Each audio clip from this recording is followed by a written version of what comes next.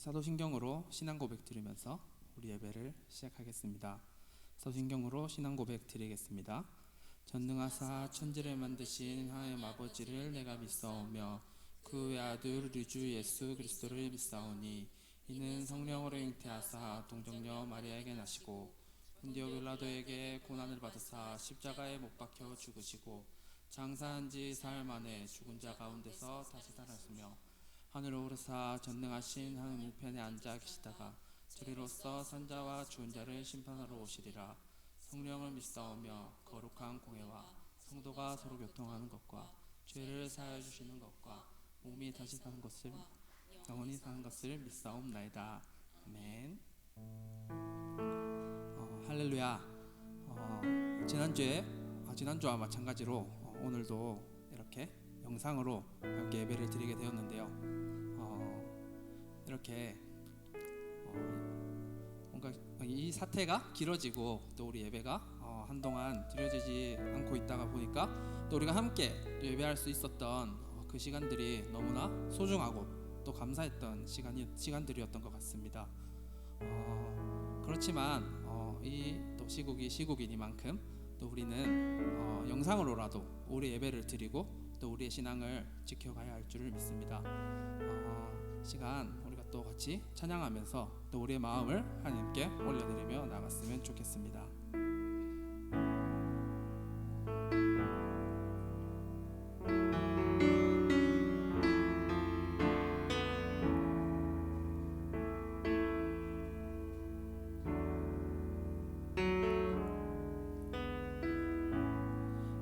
의지했던 모든 것 변해가고 억울한 마음은 커져가네.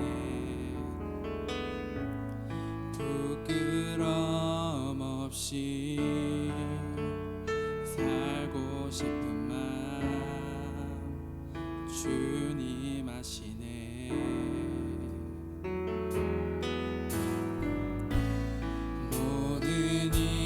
선으로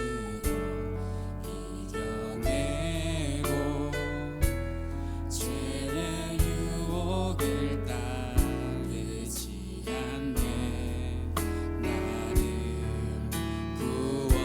구원하신 영원한 그 사랑 크신 그네 날 붙드시네.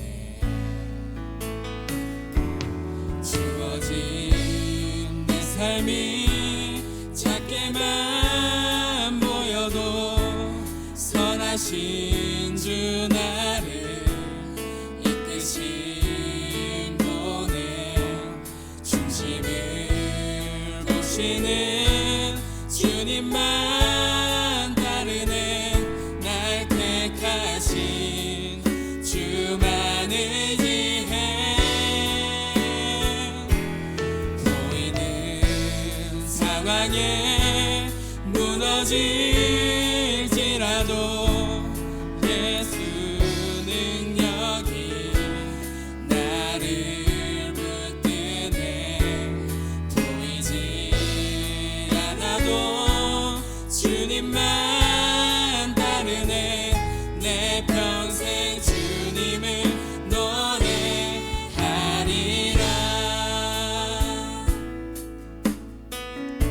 모든 일을 선으로 이겨내고 모든 일을 선으로 이겨내고 죄의 유혹을 따르지 않네. 나를 구원하신 영원한 그 사랑 크신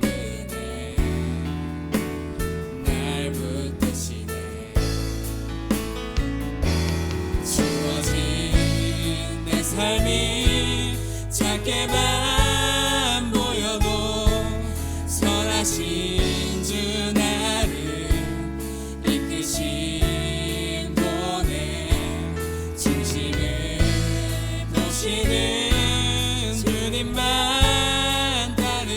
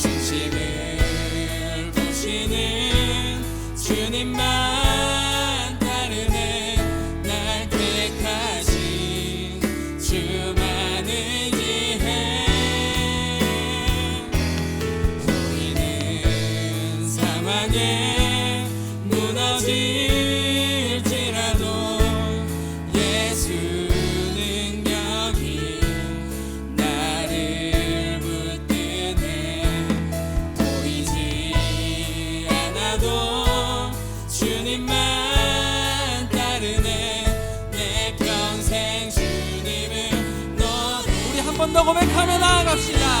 주어진 내 삶이 작게만 보여도 선하신 주 나를 이끄신 분의 중심을 보시는 주님만 따르네. 날 택하신 주만을 의지해. 보이는 상황에 무너질지라도 예수 능력이 나를 붙드네. 보이지 않아도 주님만 따르네. 내 평생 주님을 노래하리라.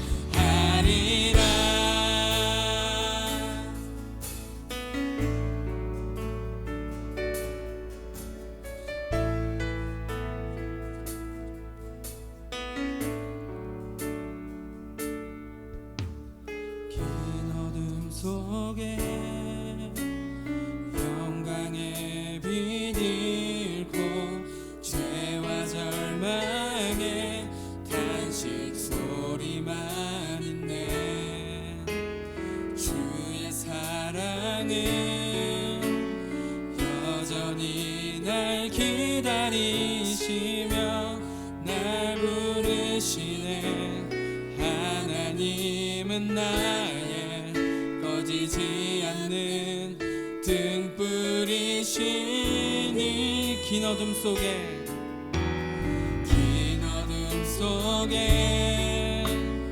영광의 빛 잃고 죄와 절망의 탄식 소리만 있네. 주의 사랑은 여전히 날 기다리시며 날 부르시네.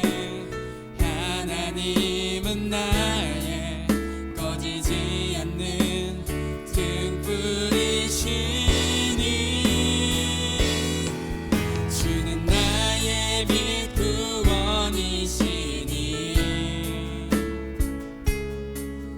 내가 누구를 두려워하리.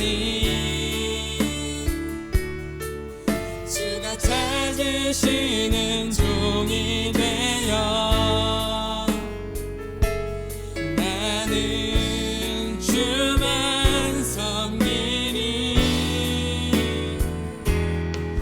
주는 나의 힘 소망 되시니.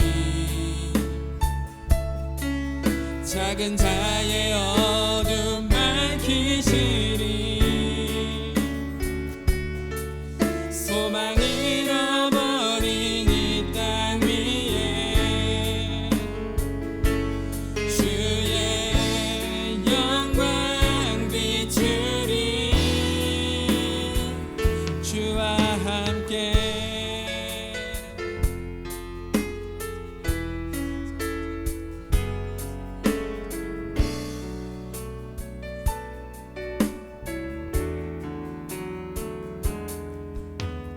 긴 어둠 속에 영광의 빛 잃고 죄와 절망의 탄식 소리만 있네.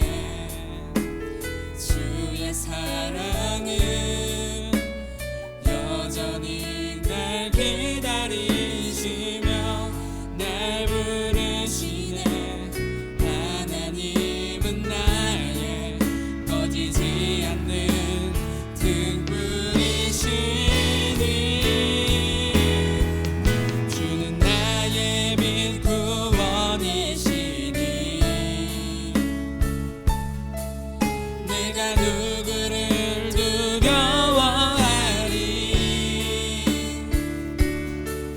주가 찾으시는 종이 되어 나는 주만 섬기리.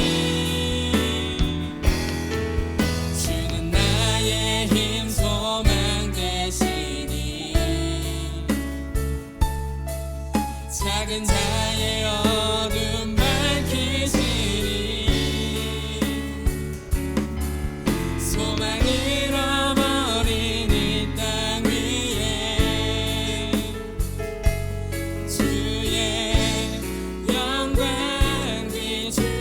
나의 빛 구원이시니 주는 나의 빛 구원이시니 내가 누구를 두려워하리 주가 찾으시는 종이 되어 나는 주만 섬기리 주는 나의 힘 소망 되시니 작은 자의 어둠 밝히시리 소망 잃어버린 이 땅 위에 주의 영광 비추리 주와 함께.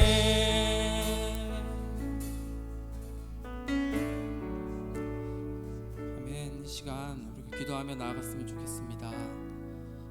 정말 이렇게 어려운 상황 가운데 우리가 어렵게 또 영상으로 이렇게 함께 예배를 드리고 있지만 정말 우리가 삶 가운데서 우리 삶의 자리에서 정말 우리의 신앙을 잃지 않고 우리가 어떤 상황 가운데 있든지 정말 하나님을 잃지 않고 우리의 신앙을 지켜나가고 또 우리의 그리스도인 된 그 정체성을 잃지 않고 정말 삶의 자리에서 그 영향력을 끼쳐나갈 수 있도록 이 시간 우리의 삶과 또 우리의 마음과 또 우리의 신앙을 두고 정말 기도하며 나아갔으면 좋겠습니다. 기도하겠습니다. 하나님의 아버지 시간 기도하며 나아갑니다. 어려운 상황 가운데 주님 앞에 나왔습니다. 주님을 찬양하고 주님 예배 앞에 나갈 때 우리가 하나님을 잃지 않고 우리가 삶의 자리에서 우리 신앙을 지켜나가고 정말 양보할 수 없는 신앙을 지켜나갈 수 있도록 이 시간 우리의 삶과 우리의 마음을 지켜주시옵소서. 가운데 살아가고 있습니다. 핍박이 있고 예배드리기 어려운 가운데 있지만 그 가운데서도 오늘 하나님을 예배하고 찬양하며 나갈 수 있도록 도와주시옵소서.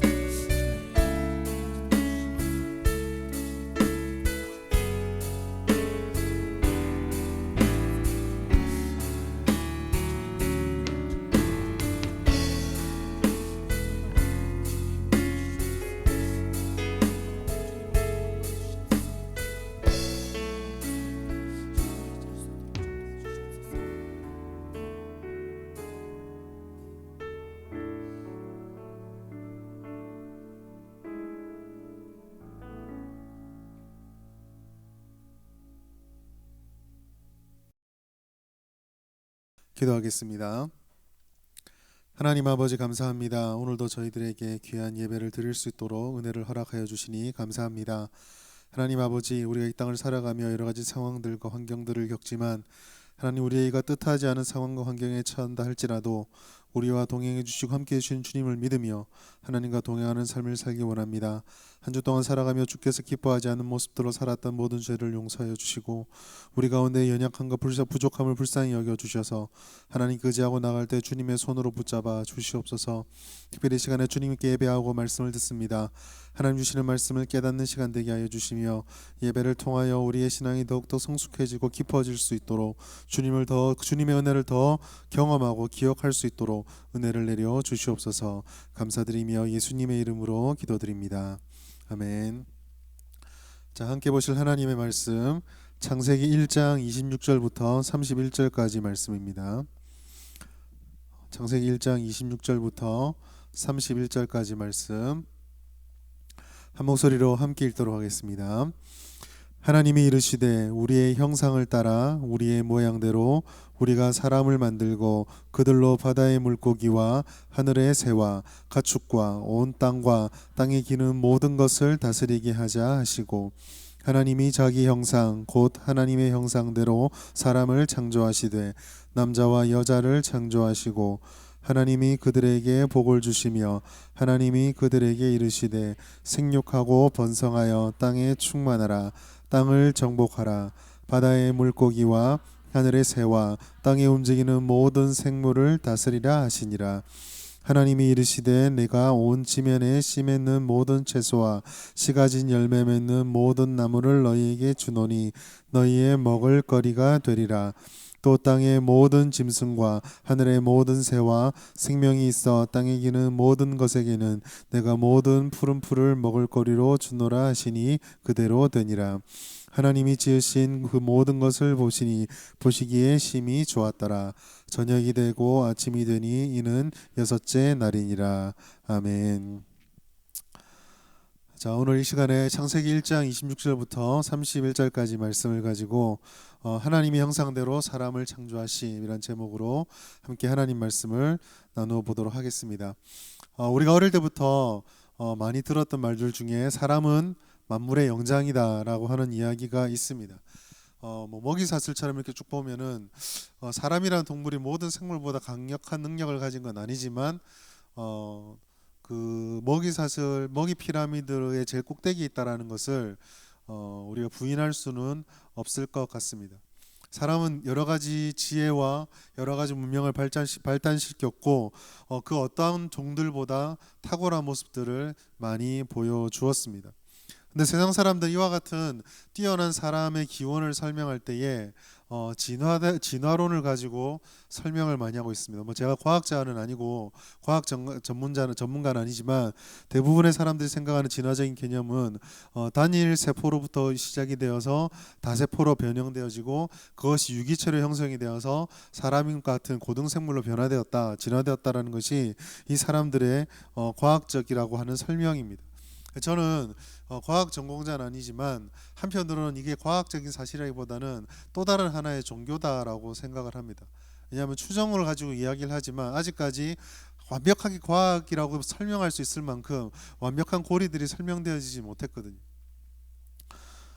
성경은 이와 같은 진화론이 아닌 또 다른 말씀을 우리에게 전해주고 있습니다. 우리가 믿고 있듯이 사람은 하나님에 의해서 창조되었다라고 하는 것입니다. 어떤 다른 종이나 다른 모습으로부터 변화에 의해서 진보에 의해서 지금의 모습을 가진 게 아니라 하나님께서 처음부터 사람은 사람으로 창조하셨다라는 것이 우리가 믿고 있는 하나님의 역사입니다. 창세기 1장은 이와 같은 역사들을 주께서 무에서부터 하나님의 말씀으로 모든 것을 창조하셨다라는 창조의 연대기를 우리에게 말씀해 주고 있습니다. 그리고 이 창조의 가장 마지막 정점에 인간의 창조가 배치되어 있고 1장의 마지막으로부터 시작해서 2장으로 넘어가면 집중적으로 사람의 창조에 대한 말씀을 다루어 주고 있습니다.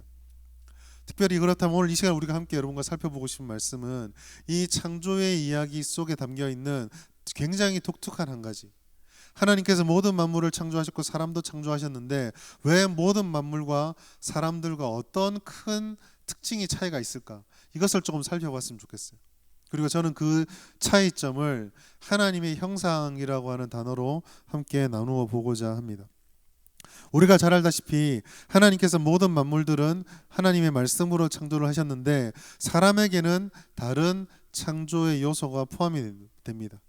그것은 바로 우리의 형상을 따라, 우리의 모양을 따라라고 말씀하셨던 창세기 1장 26절부터 28절까지 있는 독특한 말씀이에요. 하나님께서는 사람을 하나님의 형상을 따라 창조를 하셨습니다. 그리고 이 하나님의 형상 속에 우리라는 말이 담겨있기 때문에 그것은 일방적인 것이 아니라 뭔가 인격적이고 뭔가 서로 상호 교통할 수 있는 다른 성숙한 모습들을 담아 두었다라는 것을 의미하고 있습니다. 그렇다고 한다면 모든 만물과 사람과의 창조의 차이가 이 사람의 하나님의 형상이라는 부분에서 차이가 난다라고 한다면 우리는 여기서 하나님의 형상이 무엇인지를 조금 생각해 볼 필요가 있습니다. 하나님의 형상이 뭘까요? 많은 사람들이 하나님의 형상이라고 생각하면 닮았다 정도로만 생각합니다.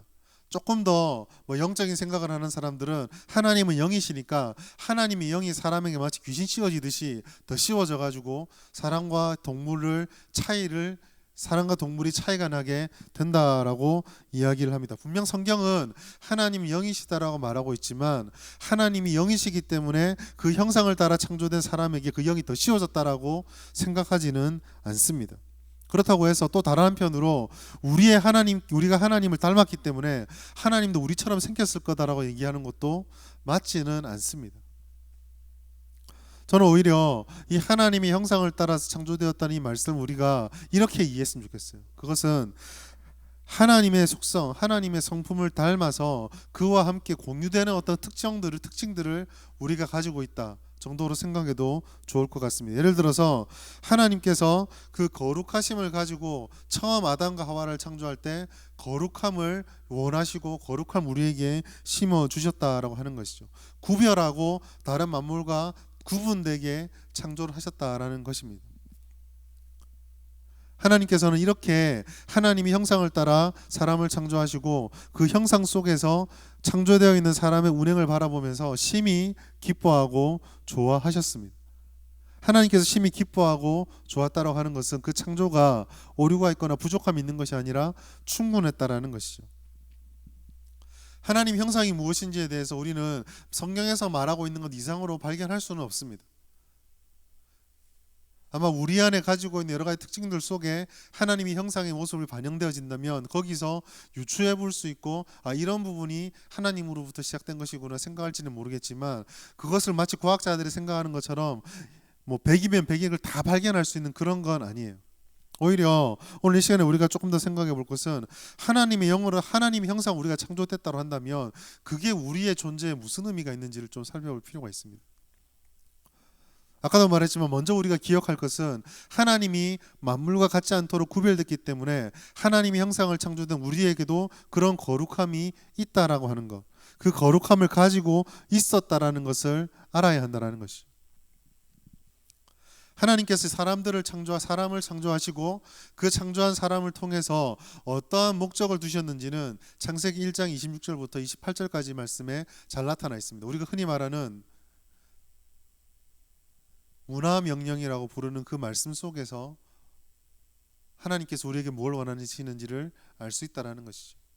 하나님이 만물을 직접 다스릴 수 있지만 하나님께서는 그 에덴 동산을 창조하신 그 세계를 하나님의 형상과 능력을 가지고 사람이 대리해서 다스리기를 원하시고 그 임무를 우리에게 주셨습니다. 마땅히 하나님께서 주셨던 그 임무를 감당하려면 그 사명자 역시 하나님처럼 거룩하고 세상과는 달라야 되겠죠. 우리에게 그 거룩함이 아담에게는 분명히 있었습니다. 두 번째로 이 거룩함으로 하나님의 뜻을 따라 창조되었다라고 하는 것은 그 거룩함뿐만이 아니라 하나님과 똑같은 속성들을 우리도 공유하고 있었다라는 것을 의미하고 있습니다. 신약에서 이것을 골로새 3장 10절에 보면 참된 지식이 있다. 그리고 에베소 4장 24절 보면 의와 거룩함이다라고 말하고 있어요. 즉 우리는 하나님과 공통된 분모들을 가지고 있었기 때문에 그 하나님 우리가 알 수 있었고 하나님을 경배할 수 있었고 하나님을 알아갈 수 있었고 하나님과 교제할 수 있었습니다. 그리고 하나님이 보여주셨던 것과 똑같은 창조의 능력은 아닐지라도 하나님께서 하셨던 그 사명, 에덴 동산을 창설하신 그 하나님께서 그걸 이끌어갈 수 있는 능력을 발휘할 수 있는 역량이 우리에게 있었어요. 그거를 제일 잘 보여준 사람이 바로 아담입니다.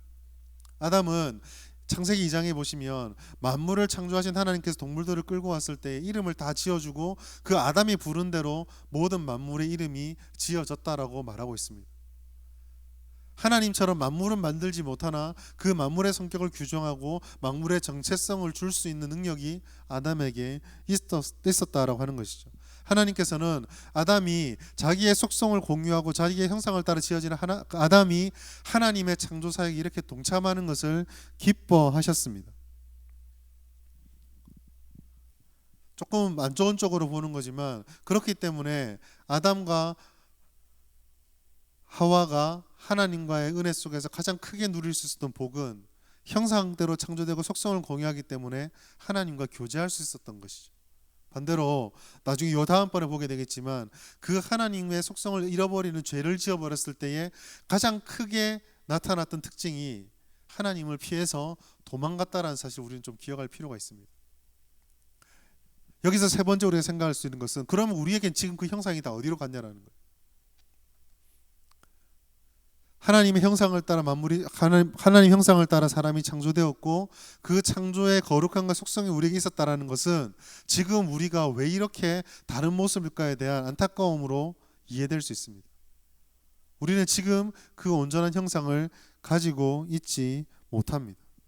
원래 하나님이 창조하셨을 때 그 모습을 지금 우리는 상실한 채로 있다는 것이죠. 잘 알다시피 죄로 인해서 모든 인류와 모든 사람들은 이 아담이 가졌던 그 영광스러움을 다 상실해 버렸습니다. 물론 이게 하나님의 그 형상이 완전히 다 파괴됐다라고 말할 수는 없어요. 왜냐하면 우리가 하나님을 알 수 있는 영적인 것들은 다 잃어버렸습니다.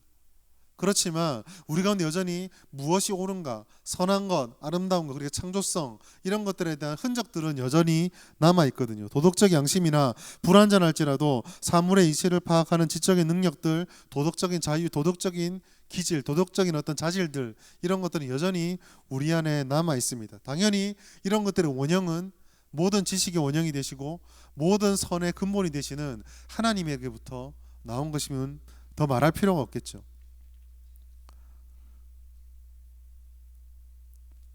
영적인 세계에 대한 상실감들이 있기 때문에 사람들은 이와 같은 상실 속에서 그것들을 보상하기 위해서 자신들만의 우상을 만들고 자신들만의 그 결핍을 채우기 위한 노력들을 하며 살아가고 있습니다.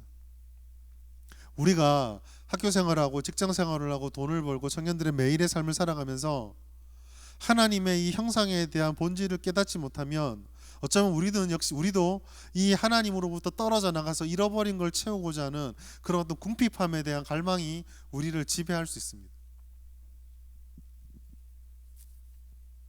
우리는 비록 이렇게 부족하고 우리는 비록 이렇게 연약한 가운데 안전하지 못한 모습으로 나아가지만 하나님께서는 그 은혜를 따라서 우리들을 그 상실된 채로 버려두고 망가진 채로 있는 것이 두신 것이 아니라 은혜의 손을 붙잡고 지금도 우리를 인도하고 이끌어가고 있는 것이죠. 따라서 우리는 우리의 지금의 모습 이전에 우리의 원래 모습을 통해서 다음과 같은 사실들을 좀 기억할 필요가 있습니다. 첫 번째로 우리가 얼마나 복받은 존재인가, 우리가 사람으로 인간으로 하나님의 자녀로 살아가는 것이 얼마나 복받은 것인가를 기억할 필요가 있습니다. 오늘날 사회를 휘감고 있는 수많은 어두운 것들이 우리의 마음을 상심한 채로 버려두거든요. 우울증과 같이 혹은 불만과 같은 것들이 우리들의 마음을 사로잡고 있습니다. 모든 것이 불확실하기 때문에 많은 사람들이 그 불확실함을 이겨내지 못해서 술과 마약과 쾌락에 빠져들어가고 있습니다. 한편으로 이와 같은 자기 비참에 빠지지 않는 것이 현명한 것이다라고 말하며 사람들을 향한 무절제한 즐거움들, 행복들을 추구하는 것만이 답이다라고 말합니다. 그러나 이거는 또 다른 한편의 영적인 학대예요. 원래 가야 될 곳으로 가지 못하게 되는 것이 우리들을 불편하게 하는 것이라고 한다면 사람은 하나님의 자리를 대신해서 그것이 아무리 즐겁고 당장 우리에게 좋은 것이라 할지라도 그 궤도를 이탈해서 걸어가면 그건 또 다른 우리를 향한 학대가 될 수 있습니다. 영혼은 하나님으로부터 멀어지면 멀어질수록 그 사람이 깨닫든 깨닫지 못하든 힘들고 고통스러울 수밖에 없습니다. 우리가 원래부터 복받은 자고 하나님의 복 가운데 창조된 자이기 때문에 우리 모든 사람들이 힘써야 될 것은 어떤 상황 가운데 있을지라도 하나님께서 우리를 창조하셨다는 그 창조 본연의 모습을 찾고 그곳으로 돌아가기를 갈망해야 됩니다. 다른 말로 표현하면 하나님과의 관계를 회복하고 그 하나님과의 관계 속에서 우리가 얼마나 소중한 존재인지를 세상이 우리를 바라보는 눈이 아니라 하나님이 우리를 바라보는 눈으로 우리 자신들을 평가하고 규정지을 필요가 있다라는 것이죠. 너무 요즘 복 얘기하니까 복에 대해서 좀 이렇게 조심스러운 게 있지만 원래 하나님께서 우리를 창조하신 근본적인 목적도 복을 주시기 위함이거든요. 하나님의 자녀가 되고 하나님의 형상을 받고 하나님의 사명을 대리하는 자가 되는 것보다 더 큰 복이 어디에 있겠습니까? 진정한 복이라고 하는 것은 하나님 안에서 하나님께서 우리에게 허락해 주신 것을 하나님이 기뻐하시는 방식으로 하나님이 원하시는 데까지 누리는 것이 진정한 복입니다.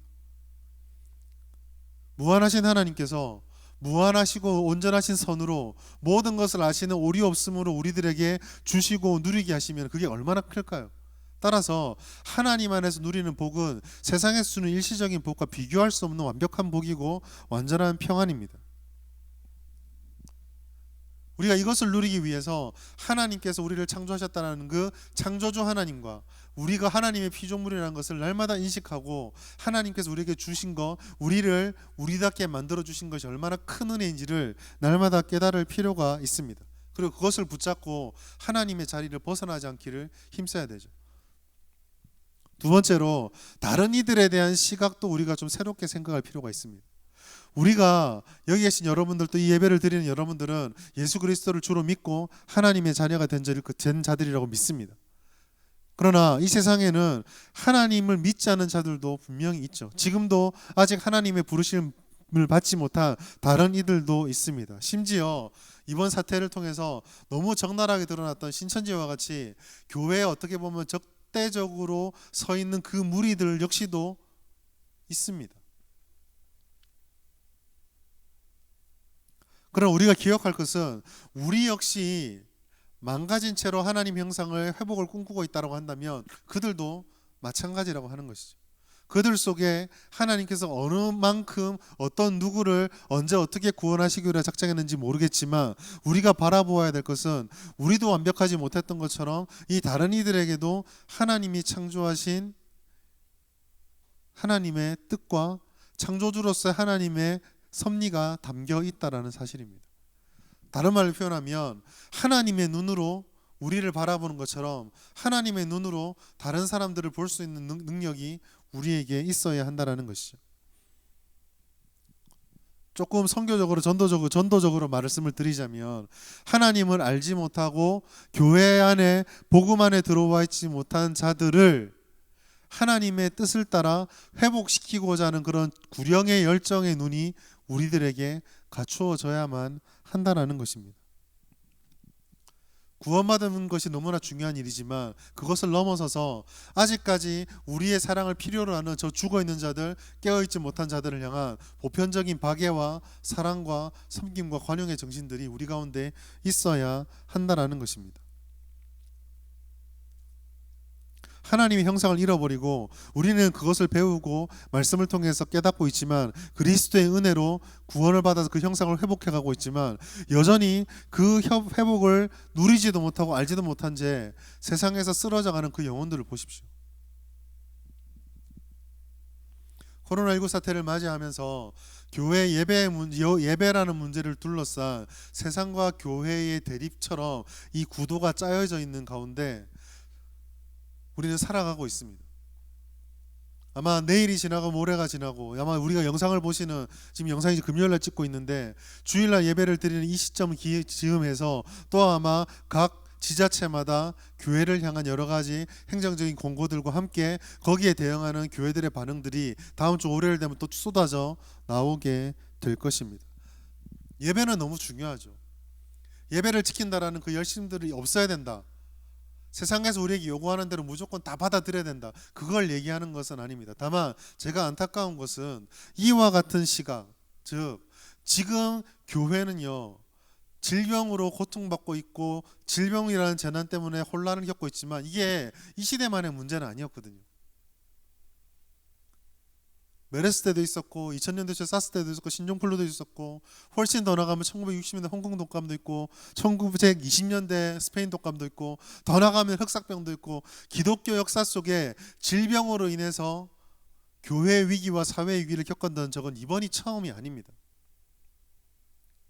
다만 안타까웠던 것은 종교개혁 시대나 그 수많은 우리 믿음의 선진들이 보여주었던 질병이나 재난이 찾아올 때에 사람이 예수를 믿는 사람들은 이렇게 대처하는 거야라는 보편적 상식성의 도전들이 우리 가운데 상실되어졌다는 것이 좀 아쉽습니다. 마스크를 쓰기 위해서 줄 서 있는 교회들, 줄 서 있는 사람들 속에 분명히 교인들도 있겠죠. 교회들만 어떤 교회들이 그렇게 구하지 못하는 사람들에게 마스크를 만들거나 모아서 제공해 주는 걸 보았다는 기사를 보았습니다. 바로 그런 회복들이 우리에게 있어야 된다는 거죠. 그것을 할 수 있는 눈은 하나님의 눈으로 세상 사람들을 우리의 대적으로만 보는 것이 아니라 우리와 같이 하나님의 창조된 피조물이라는 눈으로 바라볼 때만 가능한 행동들입니다.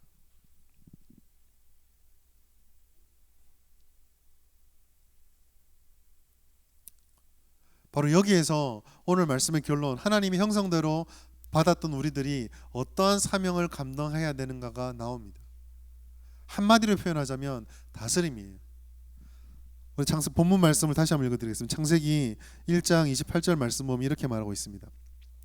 하나님이 그들에게 복을 주시며 하나님이 그들에게 이르시되 생육하고 번성하여 땅에 충만하라. 땅을 정복하라. 바다의 물고기와 하늘의 새와 땅에 움직이는 모든 생물을 다스리라 하시니라. 여기서 보면 조금 불편한 단어가 나옵니다.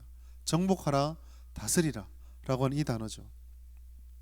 우리가 흔히 정복하라, 다스리라고 하는 것은 좋은 의미로 우리에게 받아들여지지는 않습니다. 그렇죠. 누군가가 나를 정복한다 그러면은 나는 의지가 약하니 나를 좀 짓밟아 주세요, 그런 사람 없잖아요. 정복은 불편한 단어고, 다스림도 오늘날과 같이 자유와 민주적인 절차들을 중요하게 여기는 이 문화 속에서는 선호되는 단어는 분명히 아닐 것입니다. 그러나 창세기 1장 8절 말씀 분명히 이게 우리의 사명이다라고 말씀하고 있어요. 그럼 우리는 어떻게 해야 됩니까? 그냥 우리 발 아래 다 짓밟아서 흔히 어떤 극단론자가 말하는 것처럼 하나님이 만물에 주시니까 세상은 교회 말하는 대로 교회에 딴지 걸면 안 되고, 하나님 우리 성도들이 말하고 교회에서 말하는 거에 대해서 방해하면 안 된다, 우리가 하는 걸 방해하면 모두 사탄이고 이단이고 뭐 대적이고 뭐 이렇게 나가면 되는 겁니까? 우리는 여기서 성경에서 말하는, 여기 1장 28절에서 말하는 다스림이라는 의미를 좀 잘 이해할 필요가 있습니다. 이 다스림이 나오는 구절들은요, 창세기 1장에 특별히 생명체를 창조하실 때에 반복적으로 나오는 구조 속에서 첨가된 것입니다. 창세기 1장에서 가장 만물을 창조하시면서 하나님께서 강조하는 단어는 생육하고 번성하래요. 생육과 번성이라고 하는 것은 농경사회나 고대사회 때 생명을 유지하고 문명을 발전시켜야 되는 사회 속에서는요, 가장 중요하고 근본적인 복입니다. 어쩌면 복의 전부라고 할 수 있는 것이죠. 근데 인간에게, 사람에게 준 이 다스림의 정복, 다스림의 사명을 말하는 이 맥락도요, 생육이라고 하고 번성이라고 말하는 그 맥락 속에서 첨가되어 있는 것입니다. 즉 그냥 생육하고 번성하는 것을 넘어서서 이 생육과 번성이 원활하게 진행되어질 수 있도록 그것을 운영하고 경작하고 이끌어갈 개념이, 이끌어갈 의무와 책임이 우리에게 주어진 사명이란, 그게 다스림입니다. 영어로 말하면 어그리컬처라고 말할 수 있고, 흔히 우리가 이것을 한문적으로 표현하자면 정치라고 부르는 거예요. 이치를 바르게 하는 것, 어그러지려고 하고 벗어나려고 하는 그 이치들을 원래 궤도에 놓아서 바르게 운행되게 해서 그 이치가 통용되는 곳에서 모든 것이 바로 되어지고 풍성해지고 원활해지도록 만드는 게, 그게 정치거든요. 어떻게 보면 이 다스림은요, 정치고 경작이고 번성시키는 운영입니다. 바로 그것이 우리 사람에게 주어진 사명이라는 거예요. 그리고 그러한 가장 아름다운 풍성함과 가장 아름답고 조화로운 운영은 당연히 질서이신 하나님에게 있겠죠. 다시 한번 말씀드립니다. 창세기에 나타난 인간에 주어진 사명은 창조의 주체가 아니라 창조하신 주님을 따라서 주님의 뜻을 이끌어가는 대리인과 위임자로 선 거거든요. 우리들에게 인간의 모든 능력과 권세들을 자신들이 원하는 대로 파괴적으로 쓰려고 하는 남용의 권세를 주신 게 아니라 하나님의 뜻을 따라서 하나님께서 가장 기뻐하는 모습과 덕을 세우는 것으로 우리들을 부르셨다라는 거예요. 그것은요, 그 창세기 시대 때 말이 아니라 여전히 우리에게도 동일합니다. 여기서 우리가 기억할 것이요, 신앙이 가지고 있는 공적인 의무에 대한 고민이에요. 예수를 믿는다, 구원을 받는다, 내 삶의 문제가 해결되어진다, 마음의 평안이 오고 내 인생이 잘 풀린다, 그러면 우리는 복받은 인생, 천국에 가는 인생, 하나님 은혜를 듬뿍 받은 인생이다라고 얘기를 합니다. 그러나 창세기 1장의 구조 속에 보자면 한 가지 첨가가 돼요. 그러면 너는 그걸 가지고 도대체 뭐 할 건데? 너는 구원받았다. 그러나 내 눈을 열어봐라. 내 주변에 여전히 하나님 형상대로 창조되었으나 타락하고 망가진 채로 살아가는 이 세상의 다른 이들을 향한 책임은 너에게는 없니? 너만 만족하면 되니? 너만 즐거우면 되니? 바로 거기에 하나님의 방점이 찍혀 있다라는 거예요. 제가 참 불편해하는 단어가 있습니다. 어떤 재난이 딱 발생하면은요, 그 재난을 기점으로 해서 재난이 임하지 않은 자와 재난이 임한 자, 재난이 임하지 않은 그룹과 재난이 임한 그룹으로 나누어서 우리는 이래서 재난이 임하지 않았고 저쪽은 저래서 재난이 임했다라고 이분법적으로 딱 나누는 거예요. 일본에 지진이 납니다. 그럼 뭐라 말합니까? 우상숭배 나라. 그래서 지진 난 나라. 그러면은 그 땅에 남아서 기도하고 있는 교회들은 뭔데요? 코로나가 딱 터졌습니다. 신천지가 이렇게 큰 문제를 일으키면서 저 솔직히 한편으로 좀 기쁜 마음이 있거든요. 10년 넘도록 십수년 동안 그렇게 파헤치려고 해도 파헤치지 않는 신천지가 우리는 손가락 하나 갖다 가지 않는데 나라의 모든 언론, 법 다 털어가 완전 탈탈 털어내고 있거든요. 교회들이 그렇게 하려고 해도 안 됐던 건데. 그런데요, 저렇게 탈탈탈탈 터는 모습 보면서 처음에는 아우 속 시원하다가 나중에 지나다 보니까 그 생각이 좀 들더라고요. 우리는 털릴 게 없을까? 털린단 말을 써서 좀 죄송합니다. 우리는 과연 떳떳할까?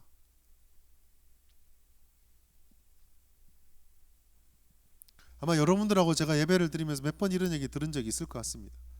제가 그 신천지 관련된 영상 쭉 나오는 거 보면서 정말 소름이 쫙 돋으면서 정말 하나님께 죄송했던 게 뭐냐면은요, 딱 두 장면이에요. 하나가 뭐냐면 수료식 장면이에요. 사람들 가운 입고 쫙 늘어서 가지고 확 던지면서 그 다음 충격받았던 게 뭐냐면요, 그 수료 시험 장면이에요. 혹시 기억나십니까? 이 사람들이 수료식을 하려면 수료 시험을 쳐야 되는가 봐요. 근데 수료 시험이 진짜 무슨 운동장 같은 사람 쫙 앉혀놓고 그 왜 시험지 나눠주는 거 보셨어요? 사람들 일렬로 딱 써가지고 똑같이 탁 놓고 탁 놓으면서 딱딱딱 지나가 시험 치는 거예요. 저 그 모습을 딱 보면서 뭐가 오버랩이 됐냐면 세례가 오버랩이 됐어요. 우리 만약에 그렇게 세례를 줬으면 우리 교회가 어떻게 됐을까? 본당 일렬로 딱 해놓고 교육자 장로는 일렬로 딱 서 시험지 탁 놓아주고 점수 80점 이상 안 되면 쫙쫙쫙 이렇게 했으면은 어떻게 됐을까?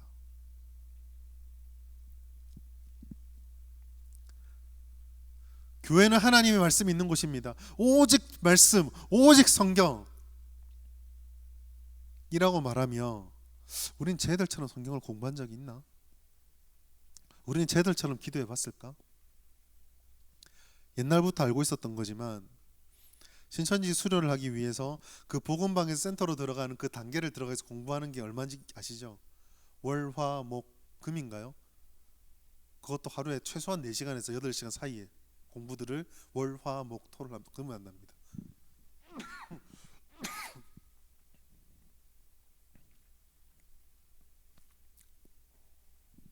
잘못된 삶을 살면서도 저렇게 살아가는 우리들에게 하나님 우리에게 주신 말씀이 무엇입니까?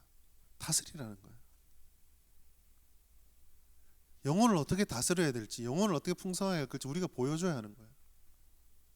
신앙을 가진 사람이 코로나19와 같은 재난이 왔을 때에, 지진이 왔을 때에, 가난이 임했을 때에, 사업이 망했을 때에 어떻게 반응하는지 보여줘야 된다는 거예요.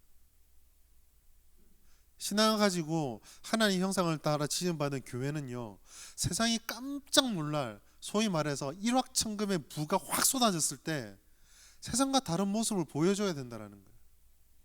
뭔가 좋은 일이 생겼을 때, 뭔가 나쁜 일이 생겼을 때, 뭔가 기쁜 일이 생겼을 때, 뭔가 슬픈 일이 생겼을 때에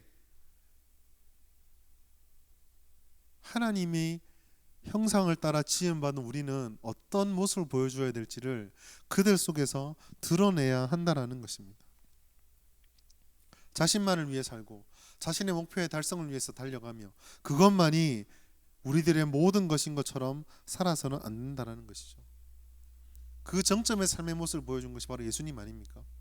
모든 것을 다 가진 예수님께서 이 하나님의 뜻이라고 하는 그 하나 앞에 굴복하시고 이 땅에 내려오셔서 아무도 내려가기 싫어하시는 그 밑에까지 내려가셔서 아무도 경험하고 싶어하지 않는 수치와 모욕 속에 누구도 겪고 싶지 않은 처절한 고통 속에 들어가셨던 것, 죽음을 겪으시고 지옥에 내려가셨다가 다시 부활을 하셨지만 그 모든 것을 겪는 모습이 바로 우리들이 가져야 될 생각이라는 것이죠.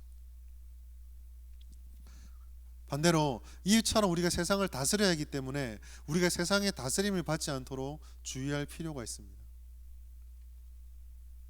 만물은요, 다스림의 대상에 불과합니다. 우리가 따라가야 될 존재들이 아니라 우리를 따라오라고 끌어가야 될 존재라는 거죠. 그러나 이게 참 쉽지가 않습니다. 개학이 자꾸 미뤄지고 있죠. 지금 대학생들은 다 개강을 했고 온라인으로 하고, 제가 이제 여호수아 쭉 조사해 보니까 한두 학교 정도 30일 날 개강하고 이제 온라인으로 하는 거 알고 있는데, 초등학교, 중학교, 고등학교는 4월 6일 날 개강입니다. 그런데 어제부터 희한한 말이 돌기 시작해요. 4월 6일도 무리가 아니냐, 이런 얘기가 돌기 시작하거든요. 네. 저희 집에도 두 마리나 말하면 좀 그런 둘이 있죠. 좀 힘듭니다. 네. 아침에 딱 눈 뜨고 집에 가면은요, 저 안에는 곤죽이 되어 있고 애 둘이는 막 에너지가 넘쳐가지고 막 집안에 놀고 있고, 밤늦게까지 이거 해라 저거 해라 막 그렇게 하다가 끝이 납니다. 4월 6일만 기대하고 있어요. 빨리 학교로 가라. 이게 늘어진다? 쉽지 않을 것 같아요. 제가 왜 이 얘기를 할까요? 절대 권력을 가지고 해! 라고 하면 하는 게 다스림이 아니에요. 제가 아까 농부, 경작이라 그랬잖아요. 경작은요, 씨를 뿌리고 이 씨가 자라게 하려면요, 땅도 갈아줘야 되고 비료도 줘야 되고 물도 줘야 되고, 그늘을 있으면 햇빛이 너무 심하면 그늘도 쳐줘야 되고, 햇빛이 너무 없으면 어떻게 다른 조치를 취해야 되는 수많은 단계들을 거칩니다. 무슨 말이냐면, 만물은 다스림의 대상에 불과하지만 그걸 다스리기 위해서 우리에게 엄청난 고통이, 어려움이 찾아온다는 거예요. 예수 믿었다 할지라도 우리가 적당한 선에 타협을 해서 저 사람들과 똑같이 살아가면 힘든 게 아무것도 없습니다. 그럼 우리가 왜 힘듭니까? 우리는 그 사람들이 일반적으로 걸어가는 걸음과 똑같이 않은 걸음을 걸어가야 되기 때문에 그래요. 오히려 내가 예수를 믿는 사람이기 때문에 옳은 얘기를 하면은 그 다수를 차지하는 다스림의 대상들이 우리를 더 핍박하고 고통스럽게 다가올 수도 있습니다. 그러나 우리가 그런 상황이 다가온다 할지라도 기억해야 될 것은요, 하나님이 살아계시고 하나님의 뜻이 명확하다는 것을 믿을 필요가 있다는 거예요. 창세기는 우리가 잘 알다시피 모세 오경, 즉 모세가 기록한 5가지 편지입니다. 이 모세를 통해서 이스라엘 사람들이 듣게 된 이 말씀은 광야를 지나며 출애굽을 하며 도저히 일어날 수 없을 것만 같았던 일이 일어나는 것을 본 이스라엘이 도저히 정복할 수 없을 것만 같은 가나안에 들어가기 앞서서 모세로부터 받는 말씀이에요. 무슨 말입니까? 일어날 수 없었던 일이 일어났고 앞으로 우리의 인생길도 험난하고 다스리기 위해서는 엄청난 험지를 넘어가야 되지만, 출애굽시켰던 하나님 봐라, 광야를 걷게 하신 하나님을 봐라, 그 하나님이 가나안도 들어가게 하실 거야. 가나안을 보지 말고 하나님을 봐. 그 맥락에서 주는 말씀이거든요. 오늘 우리에게도 마찬가지입니다. 사랑하는 청년 여러분, 설교를 할 때마다 여러분들에게 항상 안타깝고 제가 미안한 마음은, 다 잘 될 거야, 아무것도 힘든 게 없어, 너희들이 최고야, 너희들에게 어려움 아무것도 없어, 이렇게 말하고 싶지만 그렇게 말 못하는 게 좀 아쉬워요. 우리가 살아가는 인생들 속에서 몇 개의 산을 더 넘게 될지는 잘 모릅니다. 그러나 분명한 사실은 우리 인생에 산이 있을 거예요. 그러나 그 산을 넘을 때마다 우리가 봐야 될 것은, 야, 저 산이 왜 저렇게 높냐, 저 산이 왜 저렇게 거치냐 험하냐가 아니라 하나님의 손을 굳게 붙잡는 것입니다. 그리고 그 손을 붙잡고, 이 손만 붙잡으면 아무 어려움이 없겠지가 아니라 그 손을 꼭 붙잡고 있는 힘을 다해서 내 삶의 걸음을 걸어가야 한다는 것이죠. 세상은요, 우리들에게 분명히 치명적인 위해를 가할 수 있습니다. 세상에 힘이 없고 능력이 없을까요? 아닙니다. 초대교회 성도들이 우리보다 얼마나 믿음이 순수했나요? 예수님의 물불을 가리지 않았잖아요. 하나님께서 그 엄청난 믿음을 보시면서, 야, 너희들이야말로 진짜 내 자녀다라고 말하면서 모든 것이 다 순탄케 하시나요? 아니죠. 그 믿음 때문에 내려왕자 밑에서 사자밥이 되고 꽃갱이 찢기고 검투장에서 콜로세움 죽어갔던 게 초대교회 사람들이잖아요. 우리를 충분히 힘들게 만들 수도 있어요. 가난과 공고가 찾아오고 우리가 원하는 계획이 이루어지지 않는 것을 통해서 좌절할 수도 있습니다. 그러나 그 모든 것들 가운데 우리가 바라보아야 될 것은 우리의 형상의 근원이 되시는 그 하나님을 바라볼 수 있어야 합니다.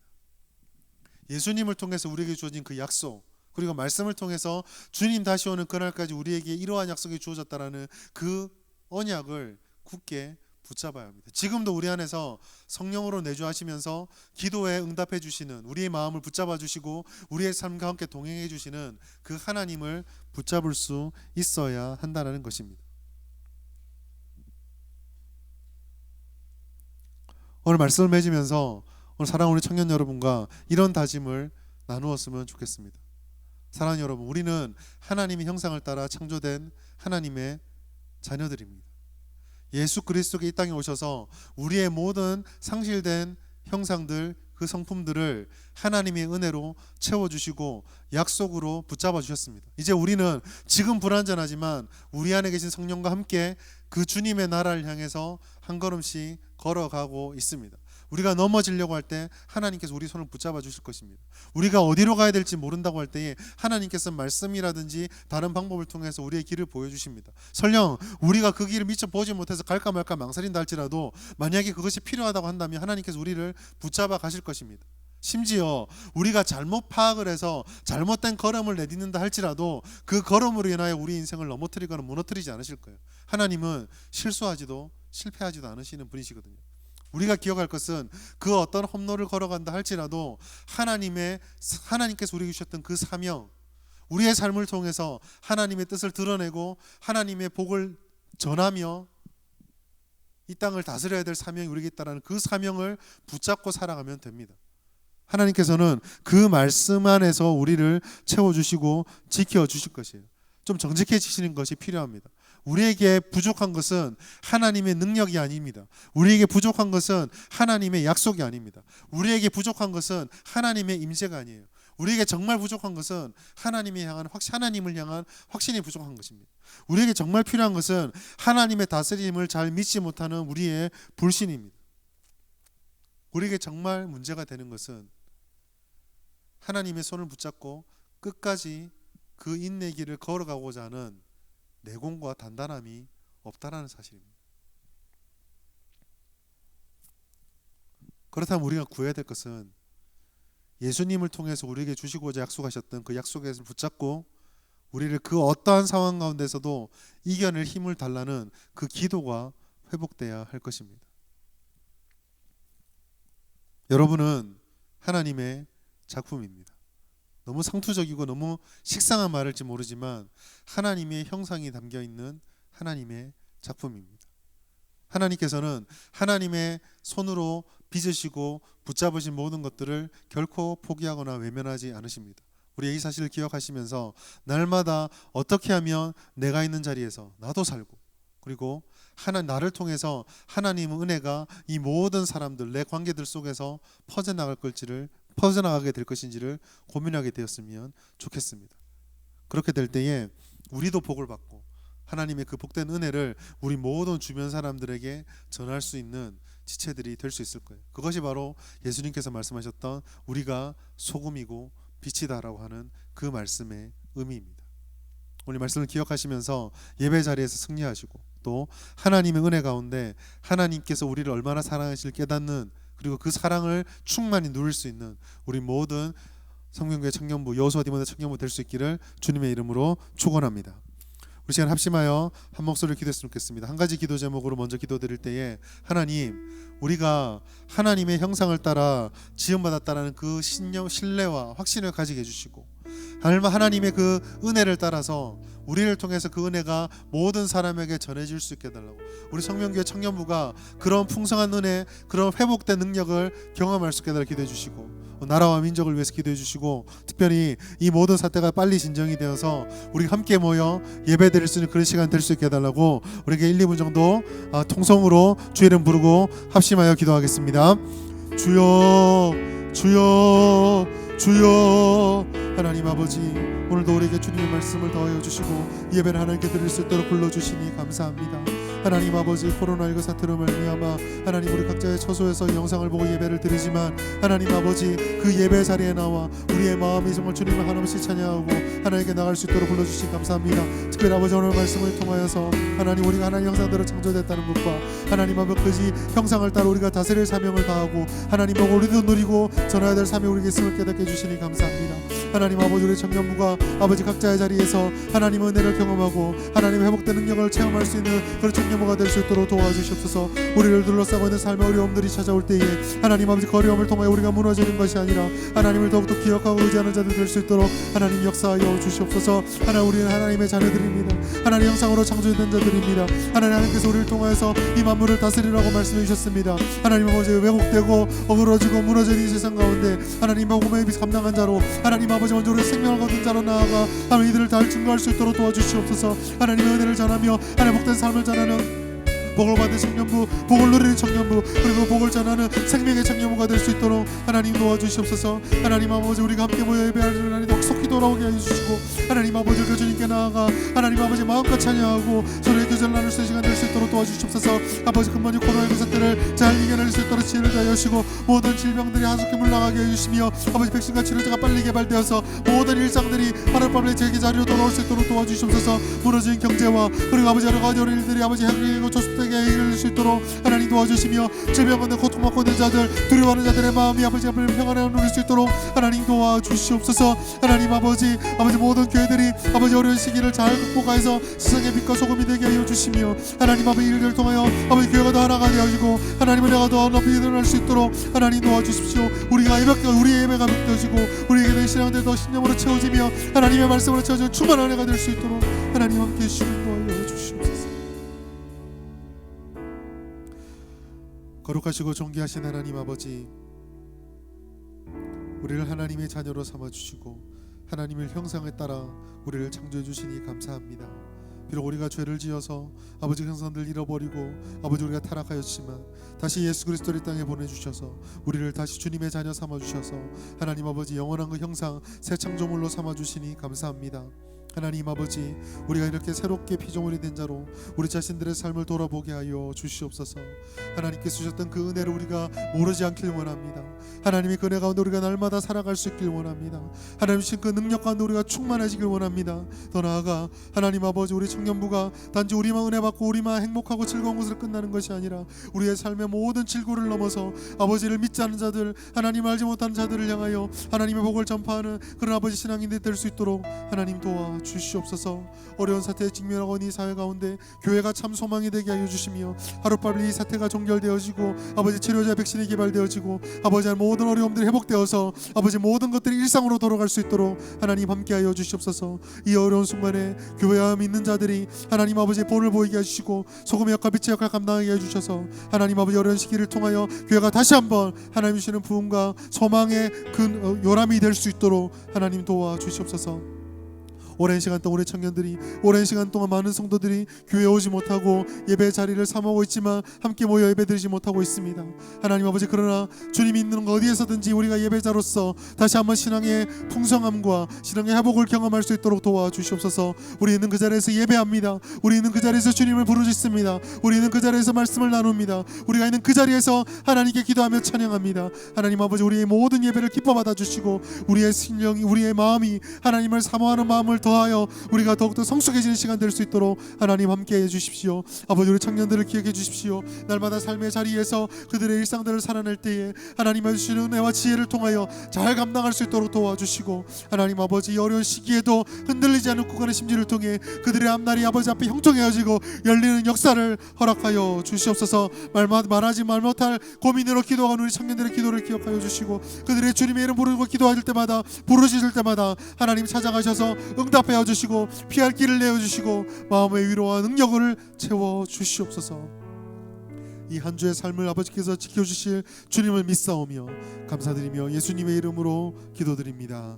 아멘. 지금은 우리 주 예수 그리스도의 은혜와 하나님 아버지의 극진하신 사랑과 성령의 교통하심이 하나님의 형상을 따라 창조된 자로 우리의 사명을 깨닫고 다스림의 사명을 잘 감당하여 우리도 복을 누리고 하나님의 복음을 전하기를 갈망하는 모든 하나님 백성들 머리 위에 지금으로부터 영원토록 함께 있을지어다. 아멘.